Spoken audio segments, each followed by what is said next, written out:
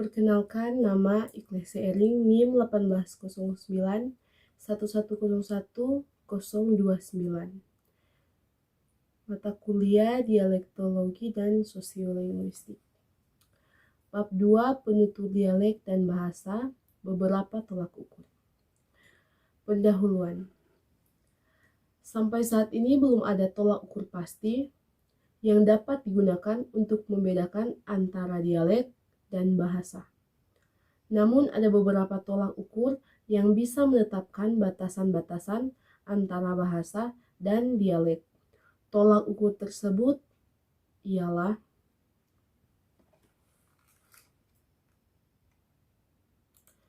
satu, tolak ukur saling memahami. Saling memahami atau mutual intelligibility antara penutur dapat digunakan sebagai salah satu tolak ukur untuk membedakan antara bahasa dan dialek. Jika tingkat saling memahami antar penutur tinggi, maka dapat dikatakan penutur tersebut bertutur dalam dialek yang sama atau dalam dialek satu bahasa. Namun sebaliknya, jika tingkat saling memahami antar penutur rendah atau sama sekali tidak memahami antar penutur, maka penutur tersebut bertutur dalam bahasa yang berbeda. Dalam menetapkan tolak ukur saling memahami juga terdapat kesulitan. Contohnya, bahasa Indonesia, bahasa Malaysia, dan bahasa Brunei. Masing-masing dianggap sebagai bahasa yang berbeda. Masing-masing bahasa juga memiliki bahasa baku, dan apabila terjadi perubahan tersebut terjadi dari bahasa baku masing-masing. Namun demikian, penutur tiga bahasa tersebut masih bisa memahami. Sebaliknya, dalam bahasa Jerman, terutama di daerah perbatasan, terdapat penutur dialek yang tidak saling memahami, dan akan tetapi dialek-dialek tersebut termasuk hanya dalam satu bahasa. Berdasarkan contoh di atas dapat disimpulkan bahwa tolak ukur saling memahami tidak dapat sepenuhnya dipakai untuk menentukan apakah suatu turunan dianggap dialek atau bahasa yang berbeda. 2. Bahasa adalah tuturan yang digunakan di daerah yang mempunyai angkatan bersenjata. Ada pendapat yang mengatakan bahwa bahasa adalah tuturan yang digunakan di daerah yang punya angkatan bersenjata. Contohnya bahasa Indonesia, Malaysia, Jerman, dan Belanda. Akan tetapi pendapat tersebut tidak sepenuhnya diterima karena untuk bahasa daerah, hal itu tidak berlaku. Contohnya bahasa Minangkabau dan bahasa Mentawai di Sumatera Barat. Tidak mempunyai angkatan bersenjata, tapi bahasa tersebut masing-masing merupakan bahasa tersendiri. 3. Sikap penutur. Bertolak dari kenyataan yang ada di lapangan, penamaan bahasa berdasarkan sikap atau pendapat penutur menghasilkan jumlah bahasa atau dialek yang cukup banyak. Pada umumnya, penutur menamakan suatu bahasa atau dialek berdasarkan nama daerah, tempat tutur itu digunakan, dan sama sekali tidak ada berdasarkan pada bukti-bukti linguistik. Sebagai contoh, bahasa Minangkabau dikelompokkan atas 4 dialek, yakni dialek Agam, dialek Tanah Datar, dialek 50 Kota, dan dialek pesisir. Pengelompokan yang menyangkut teritorial secara tradisional itu tidak berhubungan sama sekali dengan persoalan linguistis. Di samping itu masih banyak nama-nama dialek yang disebutkan seperti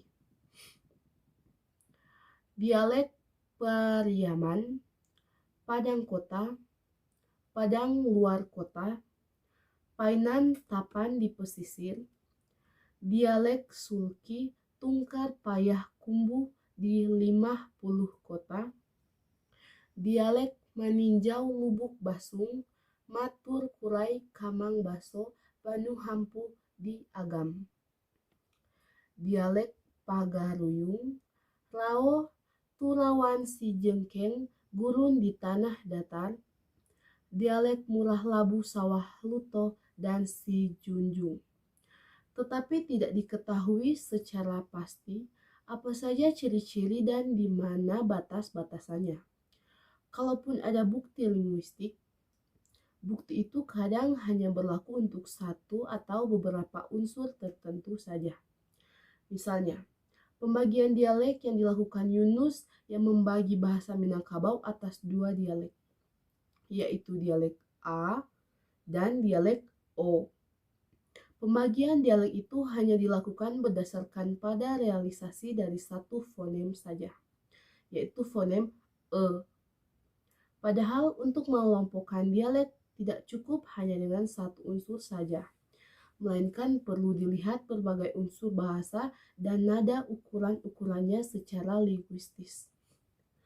Menurut kenyataannya, nama bahasa yang diberikan masyarakat merupakan nama dialek karena isolek antara daerah yang saat dengan daerah yang lainnya itu perbedaannya hanya karena variasinya saja.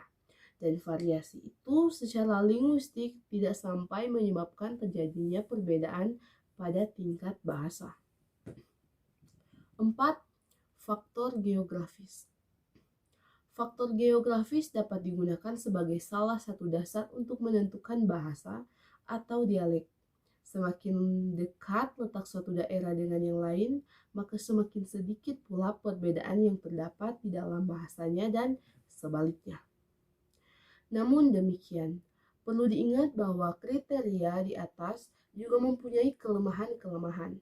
Penutur yang tinggal di daerah yang secara geografis letaknya terpencil dan berhubungannya relatif sukar, berkemungkinan memiliki dialek atau bahasa tersendiri.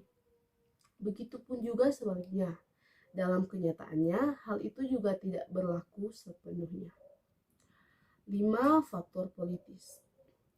Faktor politis bisa menyebabkan bahasa yang sama pecah menjadi bahasa yang berbeda, khusus bahasa Indonesia dan bahasa Melayu Malaysia. Seperti yang dikemukakan sebelumnya, termasuk dua bahasa yang berbeda, terutama disebabkan oleh faktor politis. 6. Faktor historis. Bahasa Inggris Amerika misalnya dianggap merupakan bagian dari bahasa Inggris karena secara historis bahasa tersebut memang berasal dari bahasa Inggris. Meskipun secara geografis tuturan itu dipakai pada dua benua yang berbeda. 7. Budaya. Budaya juga salah satu penentu. Jika budaya sama, berkemungkinan bahasa yang juga akan sama. Begitupun sebaliknya. Sebagai contoh, di Kabupaten Muko-Muko, Provinsi Bengkulu, ditemukan daerah yang penduduknya secara budaya menganut sistem kekerabatan matrilineal, seperti halnya orang Minangkabau di Sumatera Barat. Setelah dikaji secara linguistis atau berdasarkan bukti-bukti bahasa yang digunakan, ternyata bahasa yang digunakan penduduk di daerah itu memang termasuk bahasa Minangkabau. Namun demikian, bisa saja satu budaya akan dikalahkan oleh budaya yang lebih dominan yang disebabkan oleh berbagai faktor. Maka hal itu tentu bisa menguburkan penentuan bahasanya. Yang terakhir, otonom. Otonom juga berpengaruh. Sebagai contoh, dialek-dialek Jerman disebut heteronimi karena masih tergantung pada bahasa Jerman standar.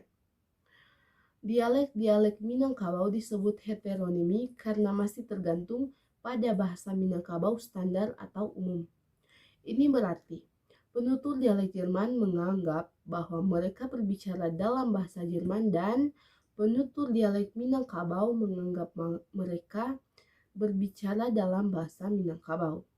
Bertolak dari uraian di atas, tampak bahwa untuk menentukan dialek dan bahasa bukan sesuatu yang mudah.